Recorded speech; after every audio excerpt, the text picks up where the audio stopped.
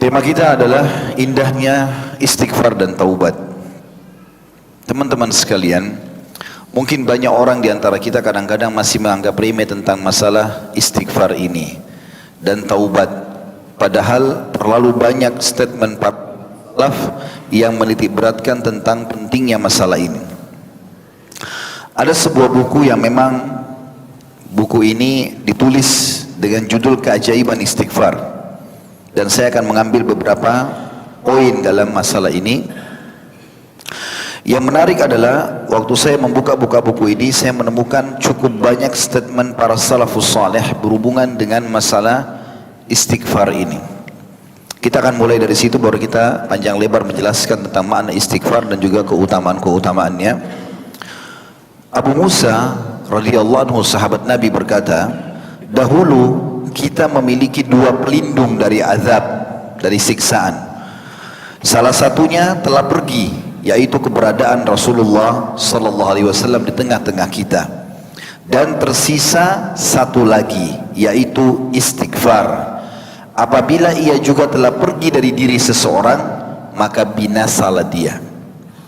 Di zaman Nabi SAW, kalau kita hidup di zaman itu, kalau ada sahabat yang berbuat dosa, dia tinggal datang kepada Nabi SAW, ya Rasulullah, saya buat dosa, tolong mohonkan maaf kepada Allah. Nabi istighfar, Allah kabulkan. Selain dia juga bisa istighfar. Tapi di zaman kita sekarang, baginda Nabi SAW sudah meninggal. Maka kita tidak punya dari diri kita sendiri, yang harus betul-betul kita jaga kalimat itu. Rabi ibn rahimahullah, salah satu ulama tabi'in, berkata, merendahlah kalian kepada Rabb kalian, berdoalah kepadanya di kala senggang, karena Allah berfirman dalam hadis qudsi, Nabi SAW bersabda, Allah berfirman, man da'ani fir rakha'i ajabtuhu fi syiddah, wa man sa'alani a'taitu, wa man tawadha'a li rafa'tuh, wa man tafarraga li rahimtuh, wa man istaghfarani ghafartulah. Allah berfirman, dan ini kekal dibaca oleh orang-orang beriman dalam hadis yang sahih, barang siapa yang berdoa kepadaku di kala lapang, dia lagi sehat, lagi kaya, lagi punya jabatan, ya, lagi gembira, niscaya aku mengabulkan doanya jika ia berdoa di kala susah. Jadi kalau teman-teman lagi sakit, lagi terlilit utang, lagi butuh pekerjaan, lagi apa saja, kata kunci untuk mendapatkan jalan keluar adalah selalu berdoa kepada Allah di waktu lapang. Kadang-kadang subhanallah kita malah di waktu lapang ini malas beribadah, karena melihat nikmatnya Allah banyak, maka merasa tidak perlu berdoa. Padahal ini kata kunci, nanti kalau kita susah akan diterima doanya. Lanjutan hadisnya, barang siapa yang meminta kepadaku, merengek, memohon kepada Allah, bahkan tak terhadap rahmat Allah, bagian daripada ibadah. Sudah sehat, minta ditambah kesehatan. Sudah kaya, minta ditambah kekayaan. Sudah punya keturunan, minta ditambahkan keturunan. Terus tamak terhadap rahmat Allah, ini adalah ibadah. Siapa yang meminta kepadaku, niscaya aku memberinya. Lanjutannya, barang siapa yang merendah diri kepadaku, makin tinggi jabatannya, makin baik kedudukannya, makin banyak hartanya, makin sehat tubuhnya, makin banyak nikmat Allah, makin merendah, niscaya kata Allah, aku akan mengangkat derajatnya. Artinya Allah makin muliakan di tengah-tengah manusia. Dan barang siapa yang mencurahkan dirinya beribadah kepadaku, niscaya aku akan merahmatinya. Rahmat artinya memberikan dia karunia. Dan barang siapa yang memohon ampun kepadaku, niscaya aku akan mengampuninya. Ibnu Jauzi berkata rahimahullah, Iblis berkata, aku membinasakan anak cucu Adam dengan dosa, dan mereka membinasakanku dengan istighfar, dengan la ilaha illallah. Saya ulangi, Iblis berkata, aku membinasakan anak cucu Adam dengan dosa, dan mereka membinasakanku, membalas menyerangku dengan istighfar dan la ilaha illallah. Manakala aku melihat hal itu pada mereka, aku tanamkan hawa nafsu pada mereka, di mana mereka berbuat dosa tapi tidak beristighfar, karena mereka mengira diri mereka berbuat baik. Qatada rahimahullah berkata, Al-Quran menunjuki kalian penyakit dan obat penyembuh kalian. Saya ulangi, Al-Quran menunjuki kalian penyakit dan obat penyembuh untuk penyakit kalian itu. Penyakit kalian adalah dosa dan obat penyembuh kalian adalah istighfar. Tidak ada teman-teman sekalian yang menahan rezeki dari langit kecuali dosa. Maka istighfar penyebab kita mendapatkan kembali itu semua. Ali bin Abi Thalib radhiyallahu anhu berkata, yang aneh adalah orang yang binasa padahal keselamatan ada bersamanya. Beliau ditanya, apa keselamatan itu? Kata Ali bin Abi Thalib, istighfar. Jadi dengan istighfar Allah tidak akan hukum dia, karena dia langsung minta maaf kepada Allah. Beliau juga berkata radhiyallahu anhu, Ali berkata, tidaklah seorang hamba diilhami oleh Allah subhanahu wa ta'ala untuk beristighfar sementara dia Allah berkehendak untuk mengazabnya. Maksudnya kalau Allah mudahkan lisan kita mengatakan astagfirullah dan hati kita ikut dengan itu, berarti Allah memang ingin kita selamat. Juga salah seorang yang saleh dari salafus saleh berkata, hamba berada di antara dosa dan nikmat. Hamba berada di antara dosa dan nikmat. Keduanya tidak akan menjadi baik kecuali nikmat disyukuri, dosa diistighfari. Diriwayatkan juga dari Luqman Al-Hakim bahwa dia berwasiat kepada putranya, wahai anakku, Allah memiliki beberapa waktu, tidak ditolak orang yang meminta pada waktu itu, maka perbanyaklah istighfar. Aisyah berkata radhiyallahu anha, Ummul Mukminin, tuba, sebuah pohon yang penuh dengan buah-buahan di surga nanti, bagi yang memperbanyak atau mendapat banyak istighfar dalam catatan buku amalnya. Abu An-Minhal juga berkata rahimahullah, tidaklah seorang hamba didampingi di dalam kuburnya oleh pendamping yang lebih dicintainya daripada istighfar.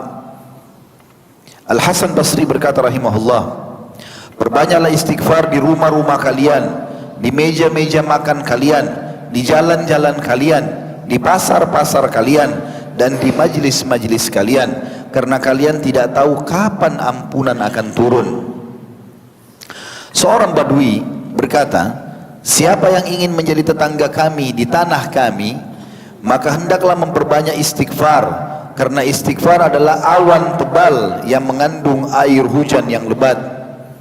Maksudnya seorang Badui, ada pemimpin di padang pasir, pernah berkata, semua orang yang mau datang ke kota kami atau wilayah kami tinggal, maka syaratnya cuma satu, perbanyak istighfar, boleh tinggal bersama kami. Bakr bin Abdullah Al-Muzani berkata rahimahullah, kalian banyak berbuat dosa, maka perbanyaklah istighfar. Karena seseorang kalau menemukan istighfar di dalam catatan amalnya, pada setiap jarak 2 baris, dia akan senang melihat tempat itu. Maksudnya dia buat dosa, mungkin dia tidak sengaja atau dia sengaja, lalu dia ikuti dengan astagfirullah wa atubu ilaih. Tentu di sini ada nanti kita jadikan syarat ya, bukan cuma dengan lisan, tapi harus diikuti dengan hati. Maka nanti kalau dia terima buku amalnya hari kiamat, ada dosa ternyata ada istighfar setelahnya, ada dosa ternyata ada istighfar setelahnya, maka akan menghapus itu. Ibnu Taimiyah rahimahullah berkata, pikiranku terpaku pada sebuah masalah yang sulit bagiku. Ada pernah masalah dalam hidupku sulit aku pecahkan, maka aku beristighfar kepada Allah 1000 kali sampai dadaku dilapangkan dan masalah yang sulit terpecahkan. Aku kadang berada di pasar, masjid atau sekolah, tapi hal itu tidak menghalangiku dari zikir dan istighfar sampai aku meraih apa yang aku inginkan. Ini teman-teman sekalian landasan kenapa saya mau membahas tentang masalah indahnya istighfar dan taubat ini.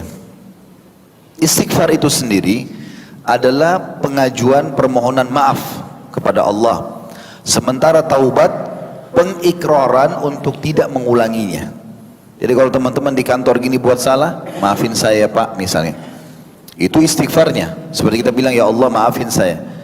Taubatnya adalah menulis ya, surat pernyataan tidak akan mengulangi pelanggaran itu namanya taubat.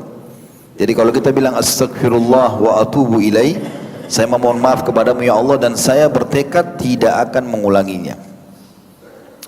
Dosa teman-teman sekalian yang membutuhkan istighfar ini semuanya dimulai dengan ketakutan, kekhawatiran, kegelisahan. Tidak ada dosa orang lakukan itu enak, pasti Pasti kalau orang mau mencuri, mau berzina, mau berbohong, mau apa saja menipu, pasti dia penuh dengan kegelisahan. Tidak ada orang dengan ketenangan. Orang mau berzina di kamar hotel, takut dia, khawatir, banyak was-was. Mau mencuri, selalu sembunyi. Bahkan kadang-kadang kalau dia sudah mencuri uang 1 juta saja, kapan dia dengar kalimat 1 juta di pinggir jalan pun, atau di luar kantornya, atau di kota lain, maka dia selalu merasa dia yang ditargetkan. Maka tidak ada manfaatnya dosa itu. Dimulai dengan ketakutan, diakhiri dengan penyesalan. Dan ini kesalahan.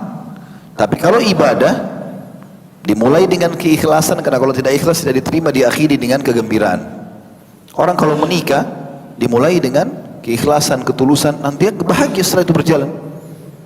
Itu juga dengan dia melakukan semua jenis ibadah. Maka ini perlu difahami, sehingga kita tidak perlu memilih dosa dan kita cukup memilih amal soleh. Istighfar sendiri itu maknanya dalam bahasa Arab semakna dengan as-satr, atau menutupi atau ditutupi. Dan para ulama memberikan penjelasan tentang masalah sifat Allah. Salah satu sifat Allah adalah Ghafur atau Ghaffar. Apa maknanya? Kata ulama-ulama diantaranya Ar-Raghib atau Al-Khattabi berkata, Al-Ghaffar adalah zat yang terus menerus tidak ada henti mengampuni dosa hamba-hambanya.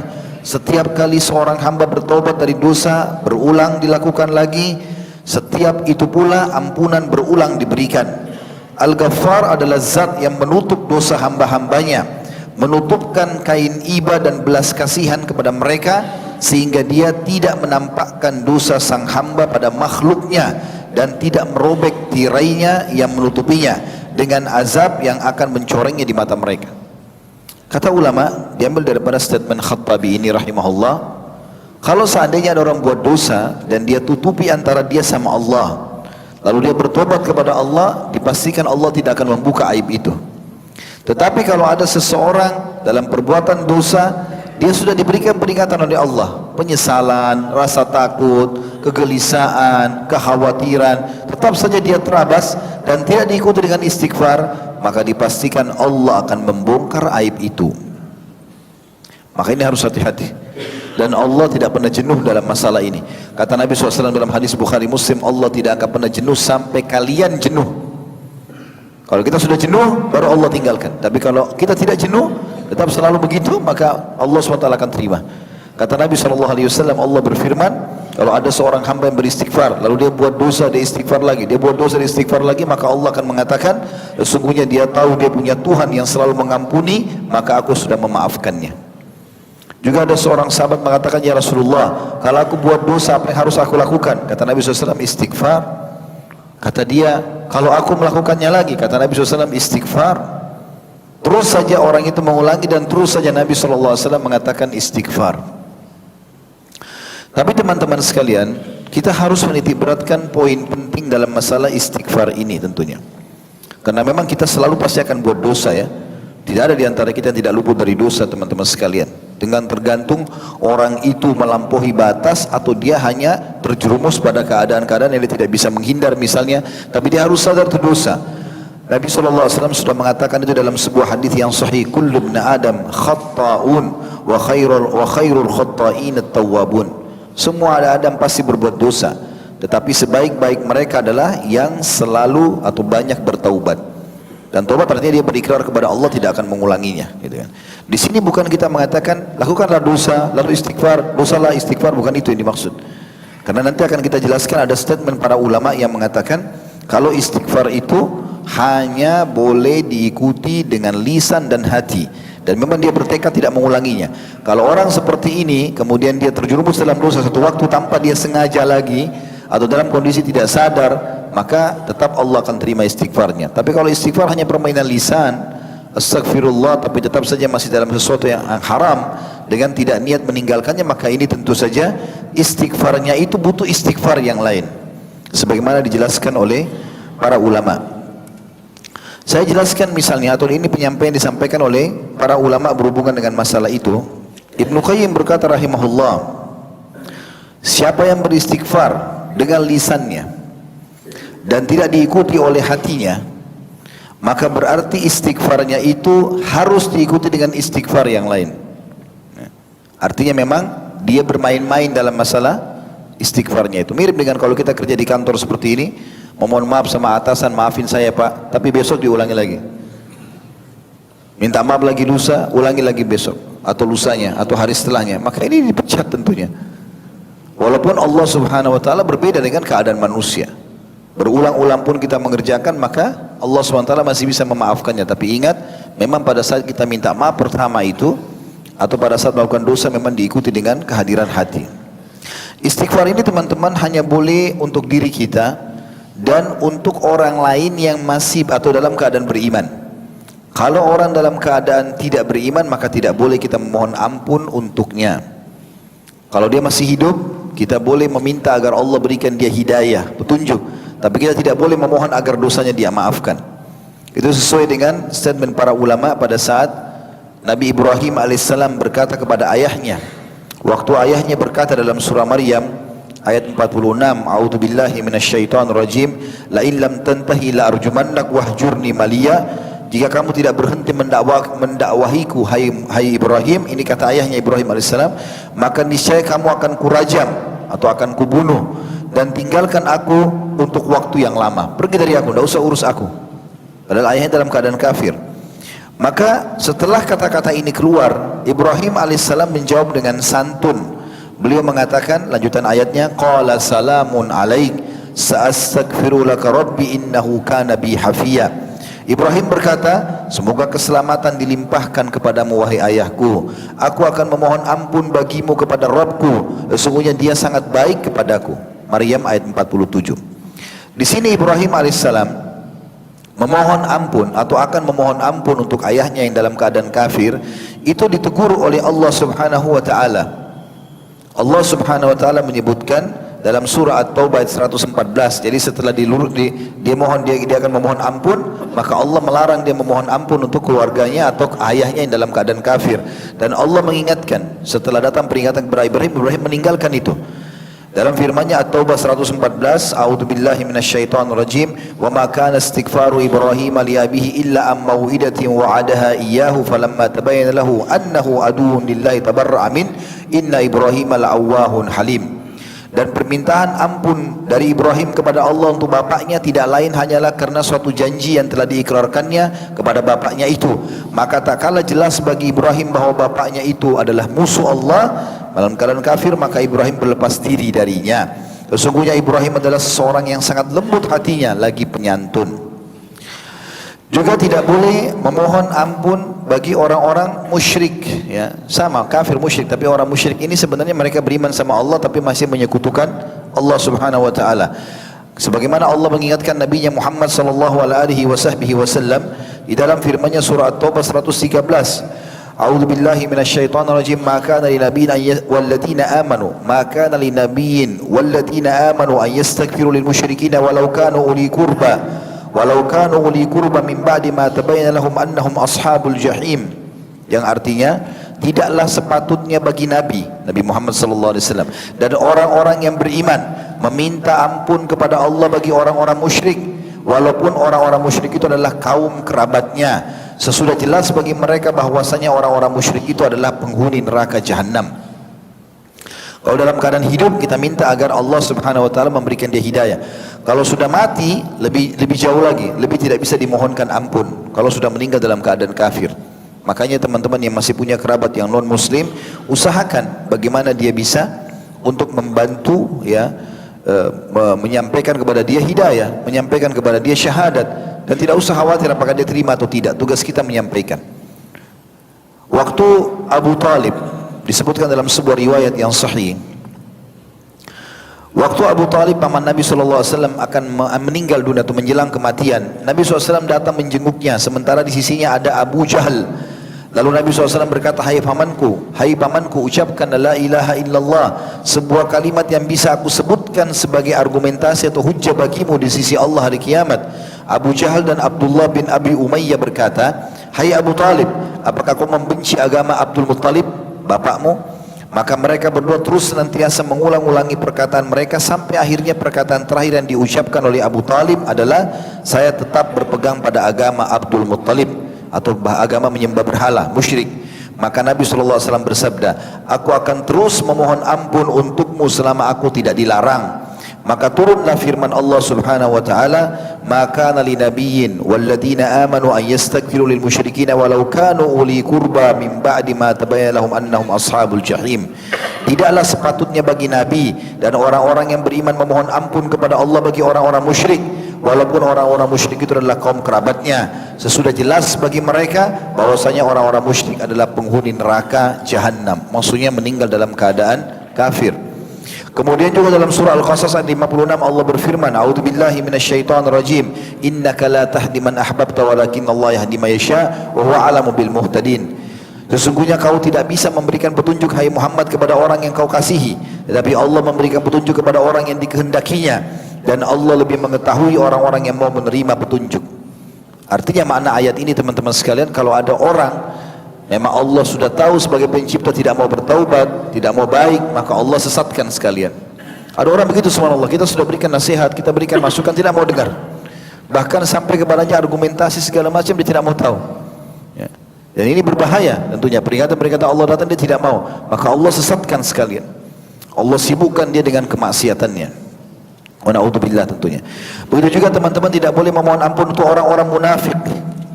Untuk orang-orang munafik, sebagaimana disebutkan kisah tentang Abdullah bin Ubay. Abdullah bin Ubay ini salah satu pemimpin orang munafik di Madinah. Pada saat dia sakit keras, dia mengatakan, "Hai Muhammad," dia mengatakan Nabi SAW, tentu karena dia lebih tua dari Nabi, dia panggil Muhammad gitu kan. Memang dia orang munafik, bukan muslim. Dia pura-pura Islam, maka dia mengatakan, "Datanglah jenguk aku." Maka datanglah Nabi SAW menjenguknya. Lalu kemudian setiap kali Nabi SAW nasihati, selalu saja dia nolak. Dan dia selalu mengatakan, "Mana suku-suku Yahudi fulan atau suku fulan dan suku fulan." Sampai akhirnya waktu Nabi SAW nasihati, dia mengatakan, "Sudahlah Muhammad, bukan saatnya bicara masalah itu. Saya hanya ingin pada saat saya meninggal, maka engkau memberikan bajumu ini agar aku dikafani dengannya. Dan mohonlah ampun untukku." Maka Nabi SAW mengatakan, "Baiklah, aku akan lakukan," gitu kan. Ternyata setelah Nabi SAW keluar, beberapa saat meninggallah Abdullah bin Ubay ini. Anaknya, Abdullah ini ada anak dia namanya Abdullah juga. Sampai diberikan julukan Abdullah si ayah munafik dan Abdullah si anak si mukmin. Orang beriman anaknya dan sangat kuat imannya. Datang kepada Nabi SAW mengatakan, "Ya Rasulullah, sesungguhnya aku meminta pakaian anda untuk mengkafani ayahku, dan aku juga mohon agar anda memohon ampun untuknya." Maka Nabi SAW mengatakan, "Baiklah, aku akan melakukannya. Dan bawalah jenazah ayahmu untuk aku solati di masjidku ini." Maka dibawalah jenazahnya orang munafik ini. Waktu Nabi SAW mau sholat, kata Umar bin Khattab radhiyallahu anhu, "Aku belum pernah bersikap tegas kepada Nabi SAW seperti bersikap pada saat itu. Aku pun memegang pundak Nabi SAW dan mengatakan, 'Ya Rasulullah, ini munafik, jangan disolati.' Maka Nabi, karena kalau mensolatinya, sholat jenazah 4 kali takbir. Di takbir yang ketiga kita memohon ampun buat si mayit. Dan istighfar Nabi dikabulkan oleh Allah SWT. Maka Umar mengatakan, 'Ya Rasulullah, jangan mohon ampun, orang ini munafik. Banyak sekali permasalahan dilakukan pada saat masih hidup,' gitu. Maka Nabi SAW mengatakan, 'Aku akan terus beristighfar untuknya selama aku belum dilarang, karena bentuk cinta beliau kepada umatnya.' Maka turunlah firman Allah Subhanahu wa taala yang mengingatkan Nabi alaihi salatu wassalam di dalam firman yang sangat masyhur surah At-Taubah ayat 80, "Istaghfir lahum aw la tastaghfir lahum in tastaghfir lahum 70 marratan falan yaghfirallahu lahum dzalika bi annahum kafaru billahi wa rasulih wallahu la yahdil qaumal fasiqin." Kau memohon ampun bagi mereka atau tidak memohon ampun bagi mereka adalah sama saja, hai Muhammad. Kendati pun kau memohon ampun bagi mereka 70 kali, namun Allah sekali-kali tidak akan memberikan ampunan kepada mereka. Yang demikian itu karena mereka telah kafir kepada Allah dan Rasulnya, dan Allah tidak memberi petunjuk kepada kaum fasik. Kata ulama, ayat ini jelas turun melarang baginda Nabi SAW untuk beristighfar dan juga memohon ampun untuk orang-orang munafik. Tidak cukup di situ, Allah turunkan surah At-Taubah ayat 84 melarang Nabi SAW untuk mensolati jenazah-jenazah mereka. Sebagaimana bunyi firman Allah At-Taubah ayat 84, "A'udzubillahi minasyaitonir rajim, wa la tusalli ala ahadin minhum mata abadan wa la taqum ala qabri innahum kafaru billahi wa rasuli wa matu wa hum fasiqun." Janganlah kamu sekali-kali mensolati jenazah seorang yang mati di antara mereka, maksudnya kaum munafik, Dan janganlah kamu berdiri mendoakan di kuburnya, sesungguhnya mereka telah kafir kepada Allah dan Rasulnya, dan mereka mati dalam keadaan fasik. Sementara Nabi SAW kalau mengantar jenazah para sahabat, maka beliau selalu mengatakan, istaghfiru li akhikum fa innahu al-ana yus'al. Sekarang memohon ampunlah kalian kepada Tuhan kalian untuk teman kalian ini, karena sungguhnya dia sekarang akan ditanya. Baik teman-teman sekalian, lebih dalam kita membahas masalah ini, Fudail bin Iyad juga berkata, ya, manusia paling berdusta adalah mereka yang mengulangi perbuatan dosa yang pernah dilakukannya. Kita sekarang meninggalkan tidak bolehnya memohon ampun untuk orang-orang tadi, itu sudah cukup. Sekarang kita kembali ke diri kita sendiri, bagaimana kita bertobat dan istighfar kepada Allah. Tapi Fudail mengingatkan sebelum jauh membahas lafaz-lafaz istighfar, dan ada beberapa poin berhubungan dengan masalah itu adalah, kata Fudail bin Iyad, salah satu ulama tabi'in rahimahullah, manusia paling berdusta adalah manusia yang mengulangi perbuatan dosa yang pernah dilakukannya. Manusia paling bodoh adalah yang memperlihatkan amal kebaikannya. Manusia yang paling dekat dengan Allah justru yang takut kepadanya. Dan manusia tidak akan sempurna sehingga agamanya mampu mengalahkan nafsunya, dan manusia tidak akan binasa sehingga nafsunya mengalahkan agamanya. Dan ini sebuah nasihat yang luar biasa. Oleh karena itu teman-teman, kita harus betul-betul menjaga. Sekali kita istighfar, memang kita jaga diri kita dari dosa. Sudah katakan tadi, dosa itu selalu diawali dengan ketakutan, diakhiri dengan penyesalan. Tapi kalau ada seseorang terjerumus dalam dosa, jangan dia putus asa dari rahmat Allah, tetap dia kembali kepada Tuhannya. Karena syaitan, kata para ulama, seringkali kalau seseorang sudah berbuat dosa, maka dia membuatnya putus asa. Kamu kan sudah kotor, kamu sudah terlanjur buat, lakukan aja lagi. Kamu kan sudah minum khamr segelas, terlanjur. Kamu sudah berzina sekali, terlanjur. Kamu sudah mencuri sekali, terlanjur. Lakukanlah. Dia suruh mengulangi. Padahal dengan mengulangi dosa tersebut berarti juga mempersiapkan diri untuk menerima dosa atau hukuman lebih banyak. Yang benar adalah kalau kita melakukan dosa, langsung bertobat kepada Allah, istighfar dan kembali memohon kepada Allah SWT agar hati kita ditenangkan untuk tidak mengulangi dosa itu lagi. Ada beberapa jenis lafaz-lafaz istighfar yang ditulis oleh para ulama. Di antaranya adalah yang pernah Nabi SAW baca, disebutkan dalam hadis Bukhari, Rabbighfirli wa tub alayya innaka antat tawwabur rahim. Rabbighfirli artinya, ya Tuhanku, wahai penciptaku, ampunilah aku dan terimalah tobatku. Wa tub alayya, Rabbighfirli wa tub alayya innaka antat tawwabur rahim, sesungguhnya kau maha menerima taubat lagi maha penyayang. Juga Nabi SAW bersabda dalam sebuah hadis yang diriwayatkan Abu Dawud, Tirmidzi, Al-Hakim, dan ini sahih sesuai dengan syarat Imam Bukhari Muslim, siapapun yang membaca Astaghfirullah alladzi la ilaha illa huwal hayyul qayyum wa atubu ilaih, ada sifat Allah Al-Hayyu Al-Qayyum, yang artinya aku memohon ampun kepada Tuhan Allah yang tidak ada Tuhan yang berhak disembah kecuali Dia, yang maha hidup, ini tadi Al-Hayyu, lagi yang terus-menerus mengurus makhluknya, ini Al-Qayyum, dan aku bertobat kepadanya, maka akan diampuni dosanya walaupun sebanyak buih di lautan. Astaghfirullahaladzim, astaghfirullahalladzi la ilaha illa huwal hayyul qayyum wa atubu ilaih. Juga ada lafaz yang lain diriwayatkan oleh Imam Bukhari Muslim. Nabi SAW sering membaca astaghfirullah wa atubu ilaih. Ini yang paling ringkas, astaghfirullah wa atubu ilaih, astaghfirullah wa atubu ilaih. Ini juga artinya aku memohon ampun kepada Allah dan bertaubat kepadanya.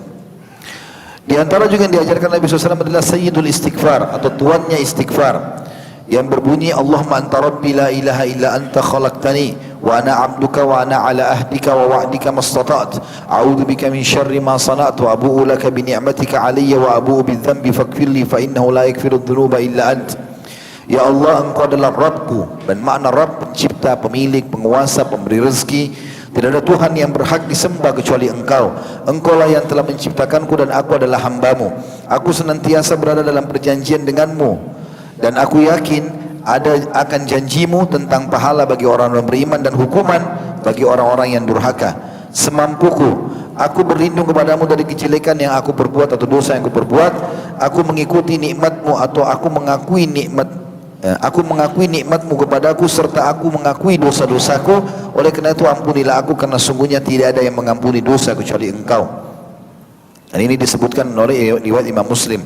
Dan ini kata Nabi SAW, siapa yang membacanya pada pagi hari tulus karena Allah, kemudian dia meninggal sebelum sore hari, maka dipastikan dia masuk ke dalam surga. Dan siapa yang membacanya di malam hari walaupun cuma sekali, yakin dalam hatinya, maka kemudian dia meninggal sebelum pagi, dipastikan dia masuk ke dalam surga.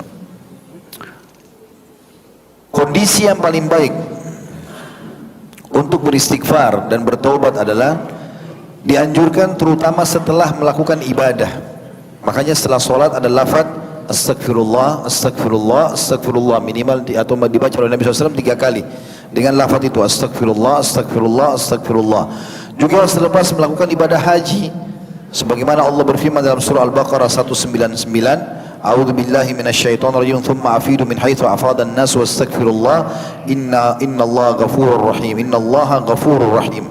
Kemudian bertolaklah kamu dari tempat bertolaknya orang-orang, yaitu padang Arafah, dan memohon ampunlah kepada Allah. Sesungguhnya Allah Maha Pengampun lagi Maha Penyayang. Juga yang kedua, istighfar di akhir malam, dan ini sangat dianjurkan. Kalau seseorang bangun tengah malam, maka memperbanyak istighfar. Allah menyebutkan di dalam Al-Imran, surah Al-Imran ayat 17. Jadi walaupun tidak sholat malam ibadah tersendiri. Tapi kalau dia tengah malam, apalagi menjelang subuh, kemudian dia banyak istighfar, ini waktu yang paling tepat dimaafkan oleh Allah SWT. Allah berfirman, Al-Imran 17, A'udzu billahi minasyaitonir rajim, as-sabirina was-sadiqina wal-qanitina wal-munfikina wal-mustakfirina bil ashar. Orang-orang yang banyak bersabar, yang jujur, yang selalu taat, dan yang menafkahkan hartanya di jalan Allah, dan yang memohon ampun di waktu sahur atau akhir malam. Subhanallah, saya berapa kali membaca ayat ini belum sempat engah tentang masalah makna ashar. Saya berpikir orang beristighfar di waktu kapan saja gitu. Saya pernah duduk di Masjidil Haram menunggu menjelang subuh, lagi rame-ramenya orang gitu. Kemudian ada satu orang sudah tua, berjenggot putih sekali.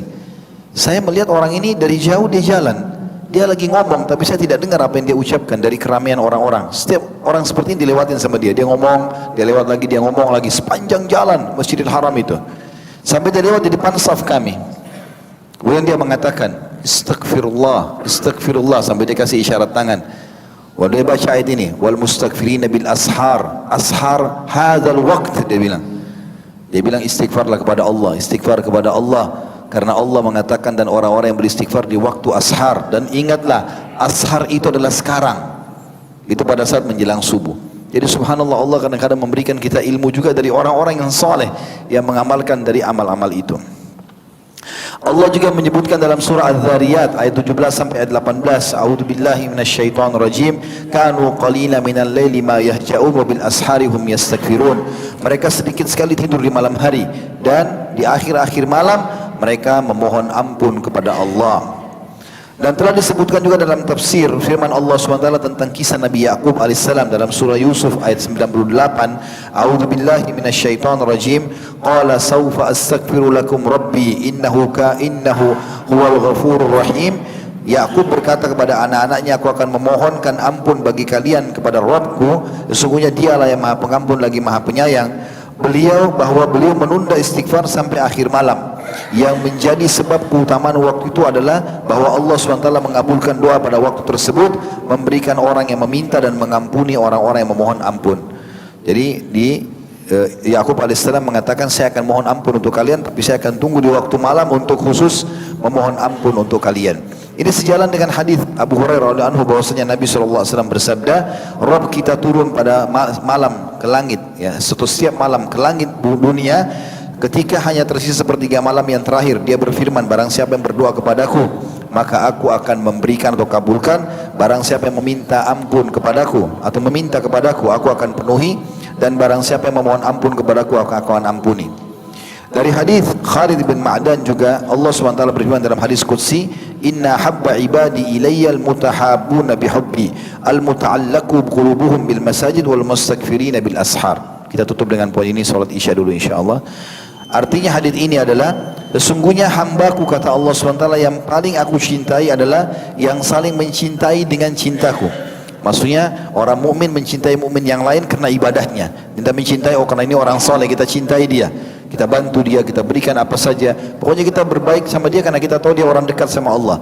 Itu adalah orang yang paling Allah cintai. Sungguhnya hambaku yang paling aku cintai adalah yang saling mencintai dengan cintaku, dan yang terpaut hatinya dengan masjid. Dari solat ke solat selalu mau ingin disolat di masjid. Dan yang ketiga adalah orang yang selalu memohon ampun pada waktu akhir malam. Dan hadis ini diriwayatkan oleh Imam Bukhari. Jadi insyaAllah kita lanjutkan nanti setelah solat isya dengan sisa materi kita. Subhanakallahumma bihamdika asyhadu an la ilaha illa anta astaghfiruka wa atubu ilaik. Wassalamualaikum warahmatullahi wabarakatuh. Assalamualaikum warahmatullahi wabarakatuh.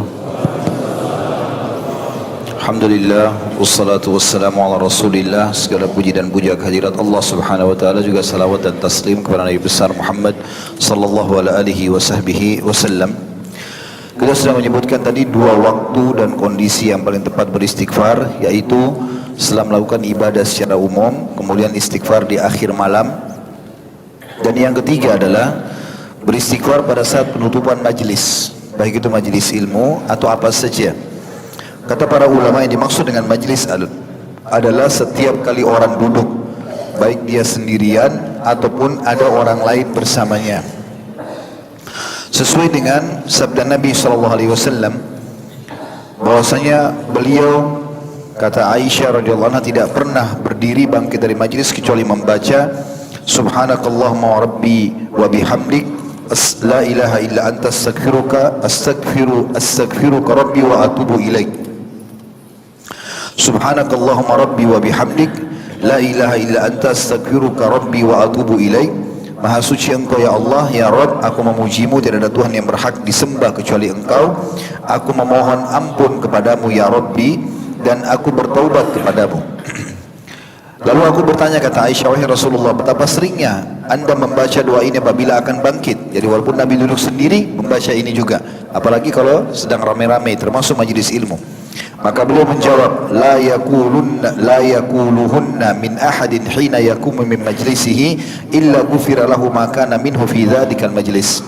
Tidaklah seseorang mengucapkan ketika bangkit dari majlisnya kecuali diampuni semua dosa-dosanya yang ada dalam majlis tersebut. Kata ulama, maksud dalamnya adalah apa yang dia lihat, apa yang dia dengar, apa yang dia ucapkan, apa yang didiskusikan, apa yang difikirkan, apa yang diprogramkan, semuanya masuk dalamnya, akan dimaafkan oleh Allah subhanahu wa ta'ala tentunya kalau dia membaca ini.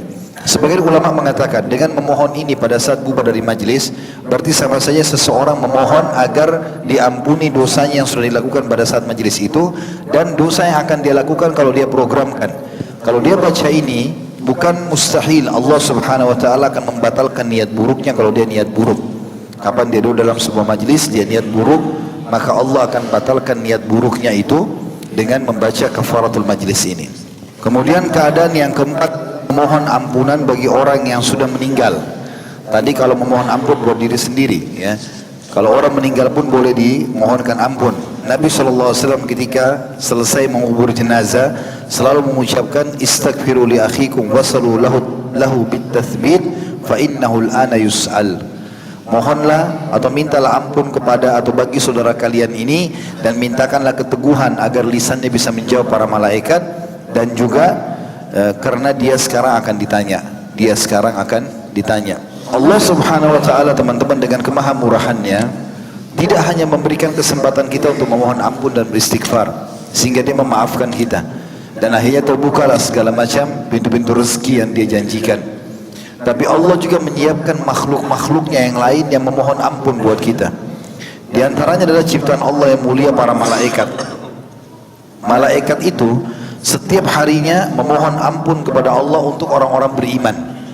Sebagaimana Allah menjelaskan di dalam Al-Quran, di dalam surah Al-Mu'min ayat 7. A'udzu billahi minasyaitonir rajim. Alladzina yahmiluna al-arsya wa man hawlahu yusabbihuna bihamdi rabbihim wa yu'minuna bihi wa yastaghfiruna lilladzina amanu. Rabbana wasi'ta kulla syai'in rahmatan wa ilma faghfir lilladzina tabu wattaba'u sabilaka wa qihim 'adzabal jahim.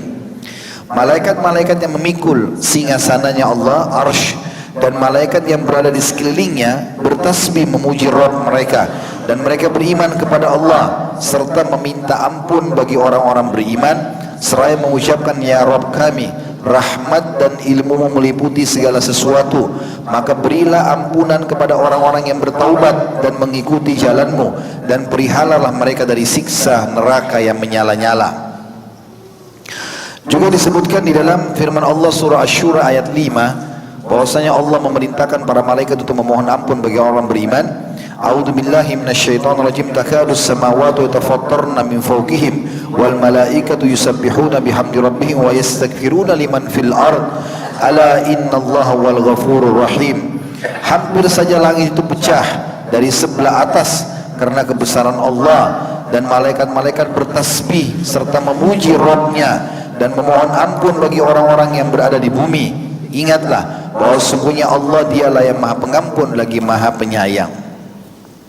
Teman-teman, bagi yang masih malas beristighfar dan bertaubat, maka ini manfaatnya sangat besar sebagaimana sudah kita jelaskan statement para ulama salaf. Dan bukan cuma kita, para makhluk Allah yang mulia dari kalangan manusia, para nabi-nabi memohon ampun. Dimulai dari ayah kita Nabi Adam alaihissalam dan istrinya Hawa alaihissalam. Allah mengatakan untuk menceritakan tentang sikap mereka pada saat melanggar. Allah melarang memakan buah tertentu lalu mereka makan sebagai ujian. Maka mereka langsung beristighfar dan bertobat kepada Allah dengan lafaz surah Al-A'raf ayat 23, A'udzu billahi minasyaitonir rajim. Qala, ini berarti mereka berdua Adam dan Hawa berkata, Rabbana zalamna anfusana wa in lam taghfir lana wa tarhamna lanakunanna minal khasirin. Ya Tuhan kami telah menganiaya diri kami sendiri, dan jika Engkau tidak mengampuni kami dan memberi rahmat kepada kami, niscaya pastilah kami termasuk orang-orang yang merugi. Jadi untuk mengembalikan nikmat Allah yang sudah ada pada kita lalu hilang, itu dengan cara bertobat dan beristighfar. Nabi Adam alaihissalam tidak memohon kepada Allah untuk dikembalikan ke surga, tetapi Nabi Adam alaihissalam meyakini bahwasanya ini dosa, maka dia bertaubat. Dengan itu Allah kembalikan dia ke surga.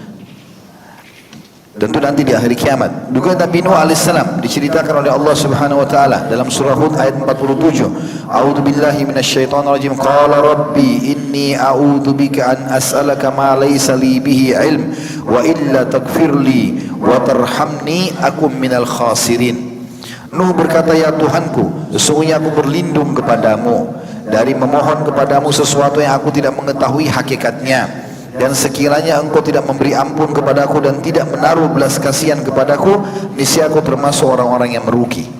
Jadi Nabi Nuh alaihissalam pada saat Allah subhanahu wa ta'ala melarang dia memohon ampun buat anaknya yang meninggal dalam keadaan kafir, maka dia pun memohon maaf kepada Allah subhanahu wa ta'ala, karena beliau menyadari kalau itu adalah kesalahan. Allah sudah larang, maka tidak boleh dilanggar. Begitu juga diceritakan tentang Ibrahim alaihissalam yang berkata dalam surah Asy-Syu'ara ayat 82, A'udzu billahi minasyaitonir rajim, walladzi atma'u an yaghfira li khati'ati yaumaddin. Demi zat atau dan zat Allah yang amat aku inginkan akan mengampuni kesalahanku pada hari kiamat nanti. Begitu juga dengan kisah para nabi-nabi yang lainnya cukup banyak, tapi kita cukupkan dengan kisah Nabi Muhammad alaihissalatu wassalam, di mana Allah subhanahu wa ta'ala juga menyebutkan tentang masalah istighfarnya Nabi alaihissalatu wassalam.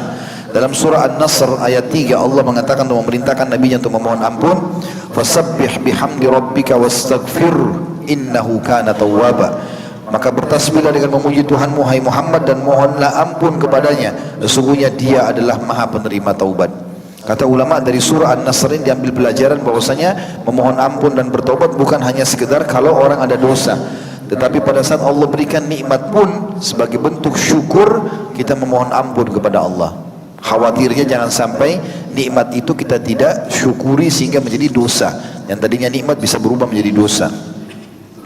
Begitu juga firman Allah memerintahkan Nabi Muhammad SAW dalam surah Muhammad ayat 19, A'udzu billahi minasyaitonir rajim, wastaghfir li dzambika walil mu'minina wal mu'minat wallahu ya'lamu mutakallabakum wa mathwaakum, yang artinya, dan mohonlah ampunan bagi dosamu hai Muhammad dan bagi dosa orang-orang mukmin laki-laki dan perempuan, dan Allah mengetahui tempat kamu berusaha dan tempat tinggalmu.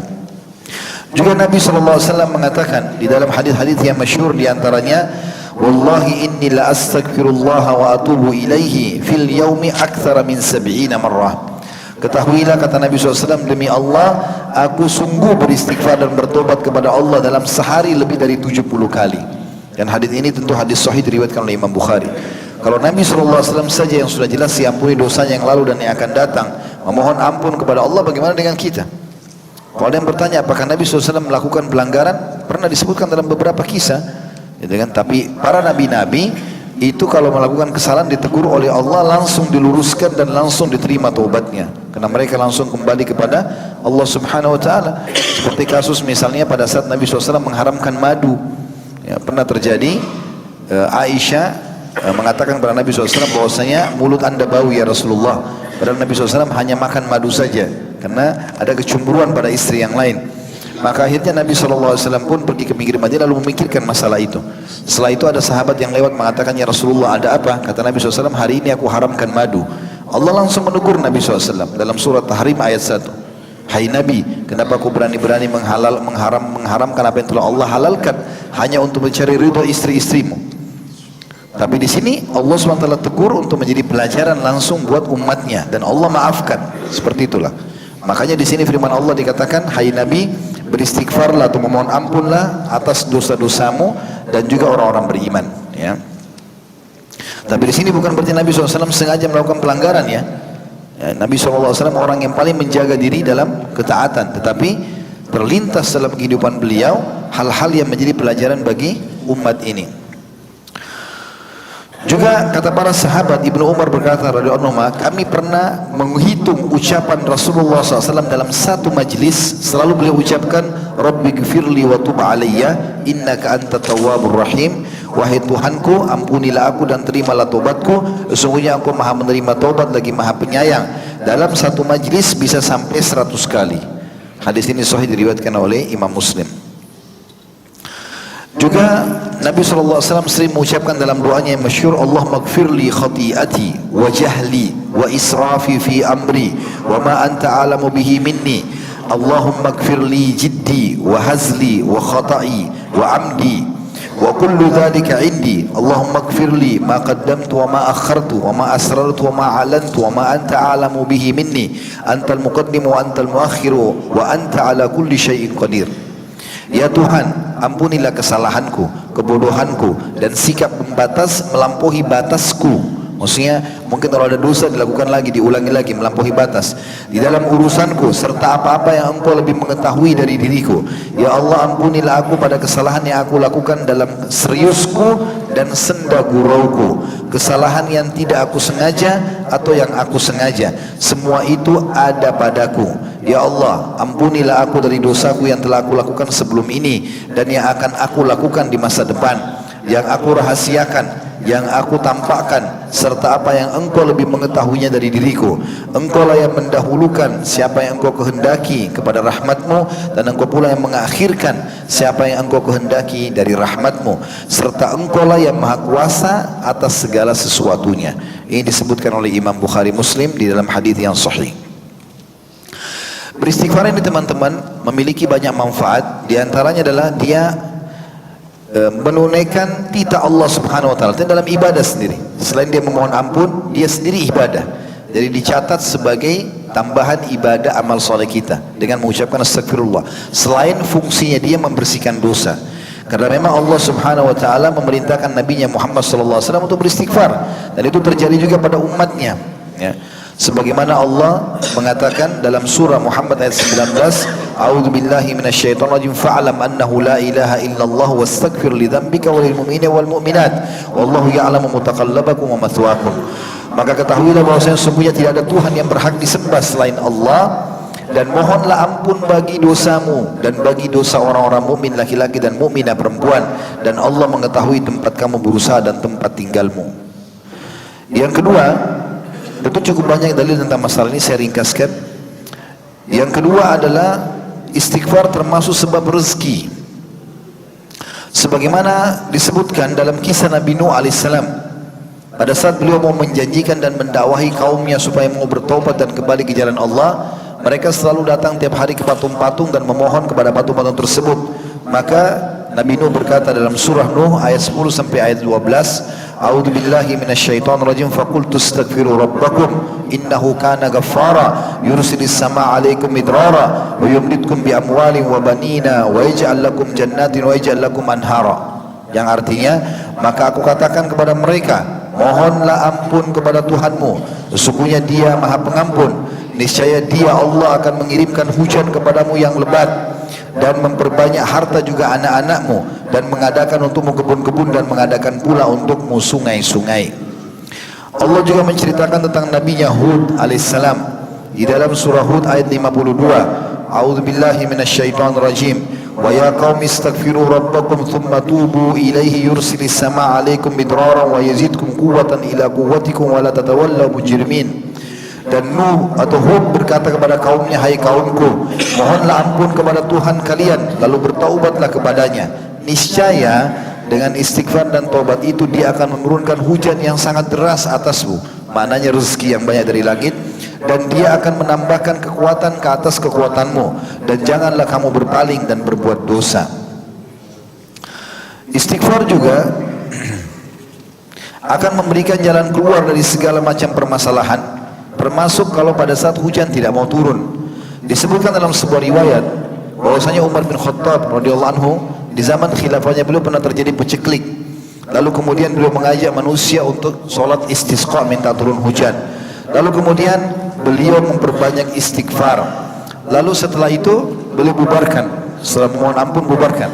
Lalu ada orang-orang yang bertanya, wahai Amir Mukminin, kenapa anda tidak memohon turun hujan? Maka kata Umar, aku telah memohon hujan dengan hal yang terbaik yang bisa mengundang hujan itu, yaitu istighfar. Lalu beliau membaca firman Allah tadi, mohonlah ampun kepada Tuhanmu, sesungguhnya Dia Maha Pengampun, niscaya Dia akan mengirimkan hujan kepadamu yang lebat. Juga kata Nabi SAW, man aktsara istighfara ja'alallahu lahu min kulli dhiqin makhraja wa min kulli hammin faraja wa razaqahu min haitsu la yahtasib. Siapa atau barang siapa memperbanyak istighfar, jadi banyak, bukan 1-2 kali, tapi rutin lisannya mengucapkan itu. Ya, kalau bahasa saya biasa di pengajian, 2 kalimat zikirin luar biasa. Alhamdulillah, astagfirullah. Ini luar biasa. Alhamdulillah memperbanyak nikmat, istighfar mengampuni dosa. Ini kalau sering kita ucapkan luar biasa, tanpa lagi ada perhitungan. Ya. Kalau perlu tidak ada lagi jumlahnya. Seperti Ibnu Taimiyah tadi mengatakan, beliau mempunyai masalah yang sangat berat, lalu beliau beristighfar sampai 1000 kali, dan akhirnya Allah SWT berikan jalan keluar dari permasalahannya. Hadis ini bermakna barang siapa memperbanyak istighfar, niscaya Allah akan menjadikan untuknya jalan keluar dari setiap kesempitan dan kelapangan, dari setiap kesedihan, dan Allah memberinya rezeki dari arah yang tidak disangka-sangka. Hadis ini hadis sahih riwayat Imam Ahmad. Istighfar yang banyak dibaca juga menyebabkan menjadi masuk ke dalam surga. Sebagaimana sudah kita sebutkan tadi hadis tentang Sayyidul Istighfar, hadis sahih riwayat Bukhari. Ya, Allahumma anta rabbi la ilaha illa anta khalaqtani, sampai akhir sudah kita bacakan tadi. Kata Nabi SAW, siapa yang baca di pagi hari ikhlas dan yakin dalam hatinya tentang istighfar ini, maka kalau dia meninggal sebelum sore hari dia pasti masuk surga. Kalau dia baca malam hari, yakin dalam hatinya. Dalam hadis ini dikatakan mungkin, ya, dia harus yakin dalam hatinya. Wa huwa muqinun biha, dia yakin dengan kalimat istighfar atau saat istighfar ini, maka dia ucapkan malam hari. Kalau dia meninggal sebelum pagi hari, dia pasti masuk ke dalam surga. Yang keempat, istighfar akan memaafkan semua dosa-dosa asal diucapkan dengan ikhlas, sebagaimana Allah menjelaskan dalam surah Al-Imran ayat 135. A'udzu billahi minasyaitonir rajim, walladzina idza fa'alu fahishatan aw dhalamu anfusahum dzakarullaha fastaghfiru lidzunubihim wa may yaghfiru dzunuba illallah wa lam yusirru ala ma fa'alu wa hum ya'lamun. Dan juga orang-orang yang apabila mengerjakan perbuatan keji atau dosa atau menganiaya diri mereka sendiri, mereka ingat pada Allah. Makna, sebagian ulama tafsir mengatakan maknanya, kalau ada orang berbuat dosa sementara ada iman walaupun kecil dalam hatinya, Allah akan buat dia punya rasa penyesalan atau khawatir. Itu namanya menganiaya diri. Dia berhenti, maka ingat kepada Allah, lalu memohon ampun terhadap dosa-dosa mereka. Dan siapa yang dapat mengampuni dosa selain Allah? Dan mereka tidak meneruskan perbuatan keji itu sedangkan mereka mengetahuinya. Juga Allah memastikan dalam surah An-Nisa 110, siapapun yang beristighfar Allah akan terima selama dia ikhlas. Kata Allah SWT, a'udzu billahi minasyaitonir rajim, wa may ya'mal su'an aw yadhlim nafsahu thumma yastaghfirillah yajidillah ghafurar rahima. Barang siapa yang mengerjakan kejahatan dan menganiaya dirinya, kemudian ia memohon ampun kepada Allah, niscaya mendapati Allah Maha Pengampun lagi Maha Penyayang. Teman-teman di sini yang hadir, mudah-mudahan tidak ada, tapi kalau ada yang sedang menghadapi masalah tidak selesai-selesai, atau ada orang yang mengganggunya juga tidak selesai-selesai, maka istighfar saya kata kunci. Enggak usah repot menghabiskan waktu untuk mengurus mereka, kecuali dalam keadaan darurat. Kalau tidak, sudah biarkan saja. Kita beristighfar kepada Allah SWT. Mungkin ada sebab dosa kita tidak tahu, dan Allah mau bersihkan sebelum di akhirat. Itu jauh lebih baik daripada di akhirat kita dihisab. Mungkin di dunia hanya dengan sakit 3 hari, mungkin hanya karena ada yang digibah sekian hari, mungkin hanya karena hilang sebuah benda, mungkin yang masih bisa diganti dengan dia. Lebih baik daripada dihukum oleh Allah SWT pada hari kiamat. Maka perbaiki hubungan sama Allah, Allah pasti akan perbaiki hubungan dia dengan makhluk. Di dalam hadis yang disebutkan bahwasanya Rasulullah SAW bersabda, tidak ada seorang hamba melakukan satu dosa lalu bersuci dengan bagus, maksudnya berwudu dengan sempurna, lalu melakukan sholat 2 rakaat, kemudian beristighfar atau memohon ampun kepada Allah, kecuali dosanya diampuni. Kemudian beliau membaca firman Allah SWT, Nabi SAW, dan yang artinya, dan juga orang-orang yang apabila mengerjakan perbuatan keji dan menganiaya diri mereka, mereka ingat kepada Allah lalu memohon ampun terhadap dosa-dosa mereka, dan siapa yang dapat mengampuni dosa selain daripada Allah, dan mereka terus atau tidak meneruskan, mereka tidak meneruskan perbuatan keji itu sedang mereka mengetahuinya. Ada sebuah hadis mulia, hadis qudsi, dan hadis ini luar biasa, yang kata Nabi SAW, Allah berfirman, ya ibna Adam, innaka ma da'autani wa rajautani ghafartu laka ma kana minka wala ubali. Ya ibna Adam, law balagat dhunubuka anana as-sama'i thumma astaghfartani ghafartu laka wala ubali. Yang artinya, hai anak Adam, seandainya kamu memohon dan mengharap kepadaku, aku akan memberimu ampunan terhadap semua dosamu, dan aku tidak peduli.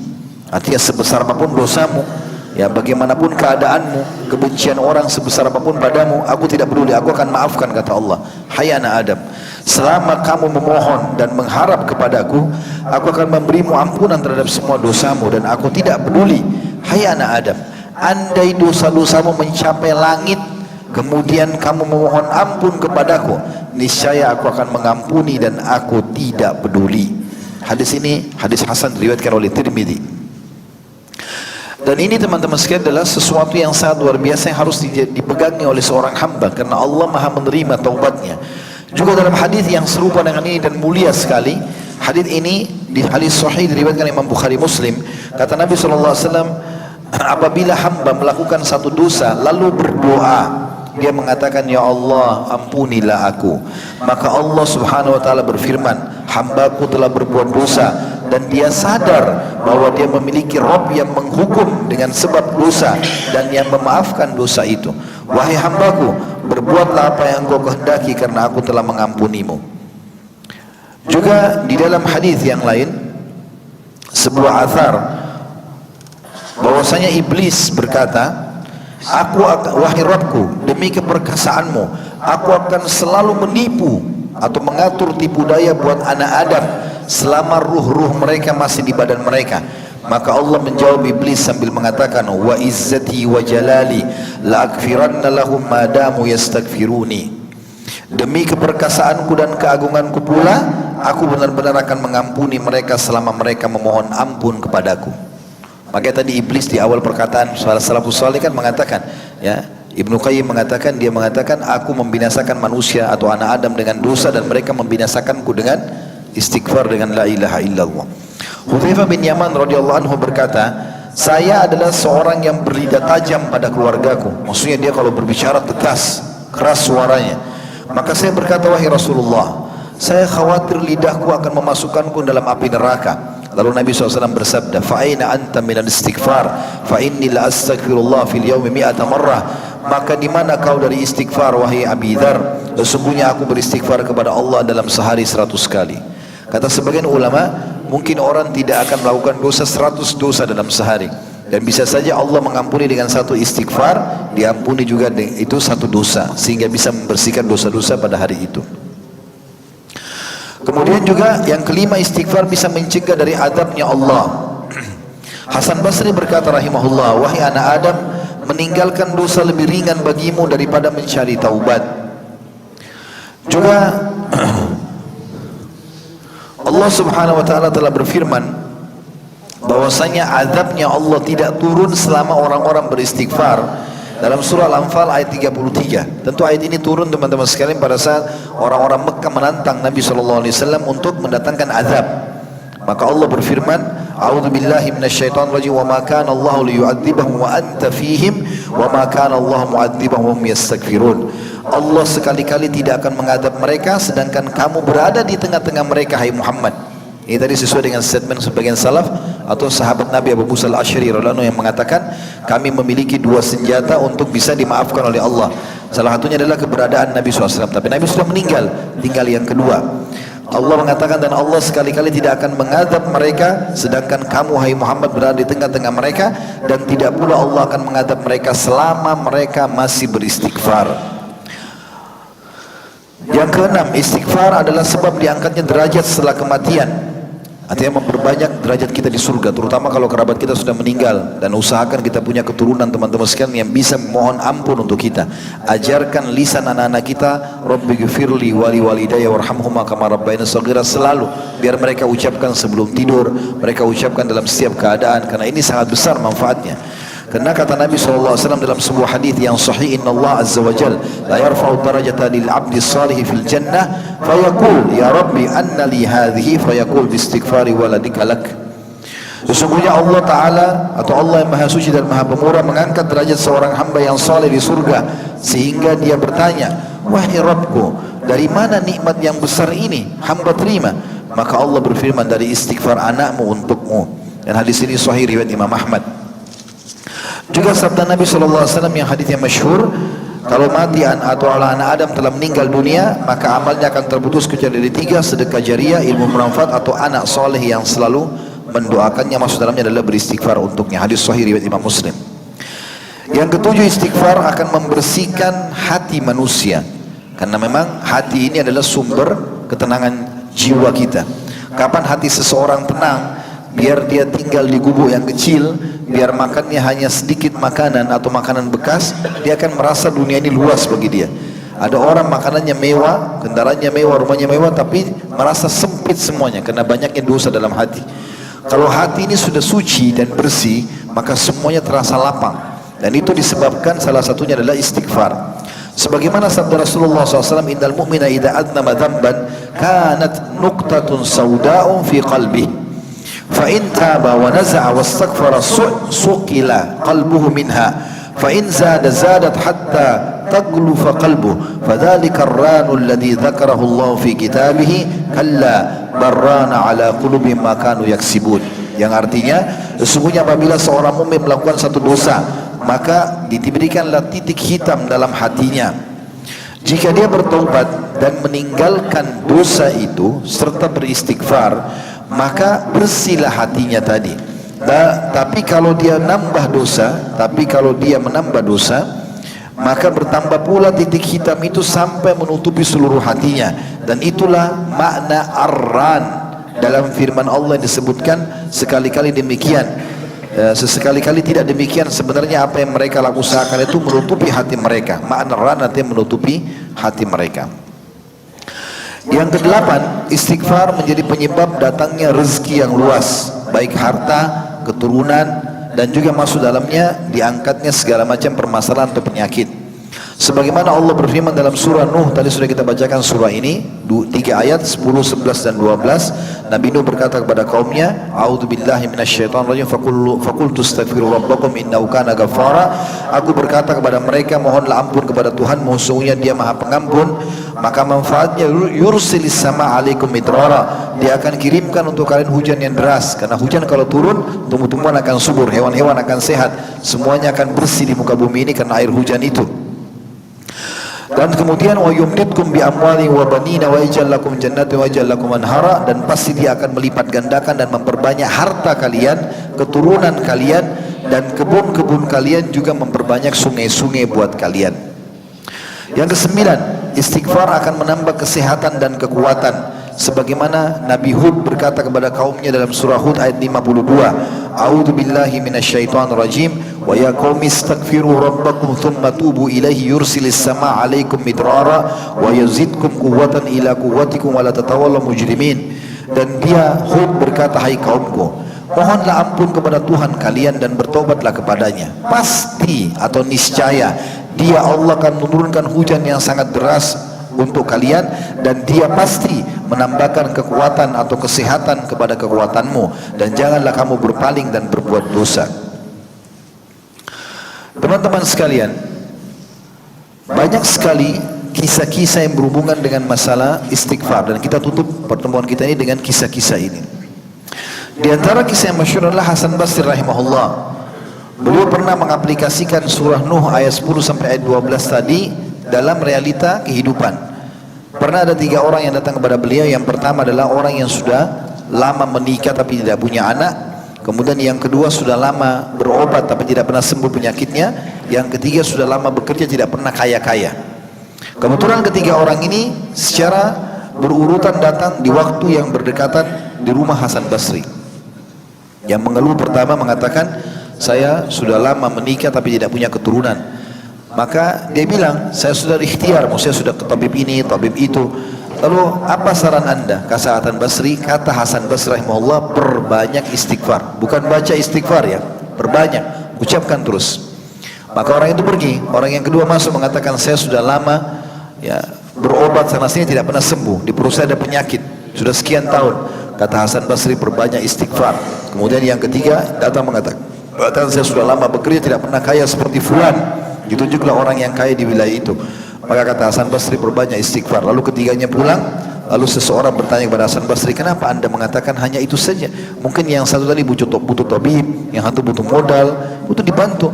Kata Hasan Basri rahimahullah, tidakkah kau mendengar firman Allah dalam surah Nuh tadi ayat 10 sampai ayat 12? Dan Nuh berkata kepada kaumnya, mohonlah ampun kepada Tuhanmu, sesungguhnya dia maha pengampun, niscaya dia akan menurunkan hujan yang lebat untuk kalian, dan juga memperbanyak harta juga anak-anak kalian, dan mengadakan untuk kalian kebun-kebun yang lebat, juga sungai-sungai yang banyak. Juga istighfar ini bisa menyembuhkan dari kemandulan. Ya tadi ini sama mirip dengan tadi Hasan Basri ya. Itu tapi kisah yang lain. Beranjak daripada firman Allah Subhanahu wa taala dalam surah Asy-Syura ayat 49 sampai 50. Jadi bagi yang belum dikaruniai anak, maka perbanyak istighfar. Karena ini memang poin berhubungan sekali dengan surah Asy-Syura ayat 49 sampai 50. Yang bunyinya a'udzubillahi minasyaitonirrajim, lillahi mulkus samawati wal ardi yakhluqu ma yasha yahabu liman yasha'u inatha wa yahabu liman yasha'u dhukur aw yuzawwijuhum dhukrana wa inatha wa yaj'alu man yasha'u aqima innahu alimun qadir. Kepunyaan Allah lah kerajaan langit dan bumi. Dia menciptakan apa yang dia kehendaki.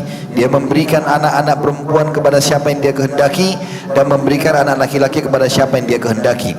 Atau dia menganugerahkan kedua jenis laki-laki dan perempuan kepada siapa yang dikehendakinya, dan dia menjadikan mandul siapa yang dia kehendaki. Sesungguhnya dia maha mengetahui lagi maha menguasai atau maha kuasa.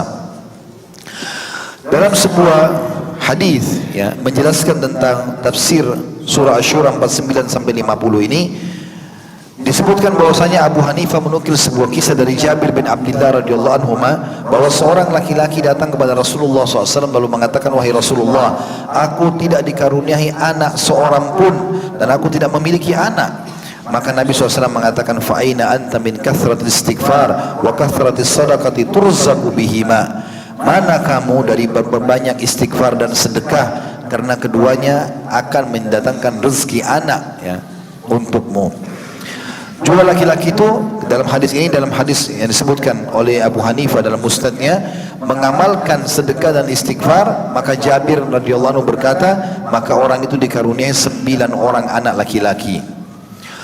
Syekh Aid menyebutkan dalam sebuah kisah, di antara kisah yang menyentuh bahwasanya ada seseorang yang hidup di masa itu lagi mandul, tidak memiliki anak, para dokter tidak mampu lagi mengobatinya, serta berbagai obat sudah tidak mempan lagi. Dia bertanya kepada seorang ulama, lalu memberinya resep, kamu harus banyak istighfar di pagi dan sore hari, karena Allah berfirman, wa yumditkum bi amwali wa banin, dia pasti akan memperbanyak dengan istighfar harta dan anak-anak kalian. Lalu orang itu memperbanyak istighfar dan melakukannya dengan rutin, maka Allah mengaruniakan keturunan yang saleh. Istighfar akan memberikan rezeki kalau diamalkan, bahkan bisa menyelesaikan banyak permasalahan. Di antaranya disebutkan dalam kisah, tentu saya nukil dari buku ini ya, yang ditulis oleh Hasan bin Ahmad bin Hasan Hammad atau Hammam. Dia menukil sebuah kisah bahwasanya seorang ikhwan pergi ke pasar untuk menjual dagangannya. Waktu itu pasar sesak dengan penjual dan pembeli. Ini berita gembira bagi para pedagang. Kalau dagangannya tidak laku, maka ini solusinya. Orang ini duduk di tempat yang telah disiapkan untuk jualan dan menjajakan dagangannya. Sementara itu ia duduk di dekatnya. Waktu berlalu lama tapi orang-orang tidak ada yang tertarik dengan barangnya. Orang-orang datang melihat kemudian pergi. Tidak ada yang menawar ataupun membeli sedikit pun. Dia sangat membutuhkan uang dan mau tidak mau harus menjual barangnya ini. Waktu sudah lama tapi tidak seorang pun mau membeli. Dia merasa sempit dan mulai berpikir apa yang harus dia lakukan. Seketika muncul di ingatannya dalam ingatannya sebuah hadis Nabi yang berbunyi, siapa yang memperbanyak istighfar, niscaya Allah akan menjadikan untuknya kelapangan dari setiap kesedihan dan jalan keluar dari setiap kesempitan, dan Allah memberikan rezeki dari arah tidak disangka-sangka. Maka dia pun mulai beristighfar dan beristighfar non-stop. Dia bercerita, demi Allah, tak kala saya memulai istighfar, orang-orang mulai datang kepadaku. Yang ini ingin membelinya, yang lain lagi ingin agar dia membelinya. Maka yang satu meninggikan harta atau harganya, yang satu meninggikan lebih banyak lagi. Sampai akhirnya mereka berebut dan habis daganganku. Alhamdulillah. Saya pun pulang ke rumah membawa seluruh uang yang saya harapkan, dan kedua mata saya meneteskan air mata karena rezeki yang Allah berikan ini. Begitu dalam kisah yang lain dinukil bahwasanya seseorang pernah bertengkar suami istri dalam rumah tangganya. Maka kata orang ini, dia ceritanya seperti itu, dinukil dalam buku ini saya bacakan. Di suatu hari aku pulang ke rumah dalam keadaan letih dan penuh beban. Aku membuka pintu ketika tiba-tiba istri menunggu penuh dengan tanda marah dan emosi. Maksudnya istrinya marah dengan dia. Dia langsung menjelajahiku dan dengan berbagai pertanyaan, menanyakan beberapa pertanyaan. Saya tidak bisa menguasai diri lalu menghadapinya dengan emosi dan amarah yang sama. Malam sudah larut sementara debat dan masih terus berlanjut sampai menjelang subuh. Akhirnya istriku mengambil inisiatif meninggalkan rumah dan pergi ke rumah orang tuanya. Saya berusaha mengurungkan tekadnya tapi tidak berhasil. Dia masuk kamar kami, mempersiapkan tasnya lalu bergegas pergi. Saya meninggalkannya dan keluar dari rumah tanpa tahu kemana dia pergi atau tanpa tahu kemana harus pergi. Saya sangat emosional dan marah pada saat itu. Di samping rumahku terdapat sebuah masjid dan azan sebentar lagi dikumandangkan. Saya masuk masjid, berwudu dan sholat 2 rakaat. Ini waktu masih sholat tahajud karena subuh belum masuk. Tak lama kemudian azan subuh dikumandangkan. Saya pun sholat subuh berjamaah. Saya diam di masjid beristighfar kepada Allah Subhanahu wa taala, dan keadaan itu terus berlangsung kurang lebih 1 jam. Lalu saya bangkit pulang ke rumah dan membuka pintu ketika tiba-tiba istriku duduk menungguku dengan senyum. Saya mengucapkan salam dan bertanya, kamu masih berkeras hati ingin pergi? Maka dia berkata, tidak, saya menyesal atas apa yang telah saya perbuat. Lalu saya bergumam, ini aneh, apa yang terjadi sebenarnya? Kemudian saya bertanya tentang rahasia di balik perubahan itu. Dia berkata, demi Allah, kata istrinya, saya tidak tahu.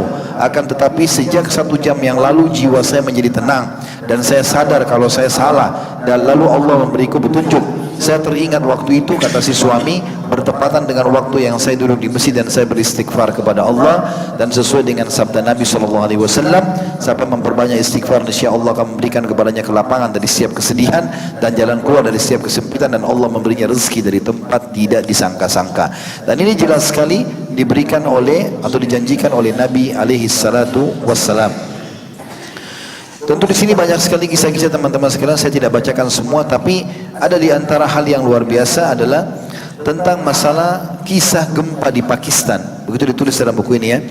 Yang diketahui oleh banyak orang, di mana korbannya mencapai ribuan. Pertolongan Allah SWT berkenan menyelamatkan seorang laki-laki dari kematian.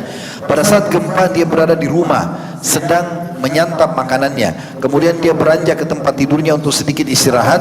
Saat dia terlentang di atas kasur, tiba-tiba gempa dahsyat terjadi. Kamar bergetar hebat, bahkan seluruh rumah atap di atasnya mulai retak, dan dia melihatnya. Begitu dahsyatnya hingga dia tidak bisa bergerak dari tempatnya. Tembok-tembok kamar mulai berjatuhan di hadapan matanya. Dia tidak bisa berbuat apa-apa kecuali beristighfar, mengucapkan astagfirullah, astagfirullah, dan terus berkelanjutan sementara atap pun mulai jatuh. Peristiwa ini terjadi begitu singkat, tidak lebih dari beberapa menit saja.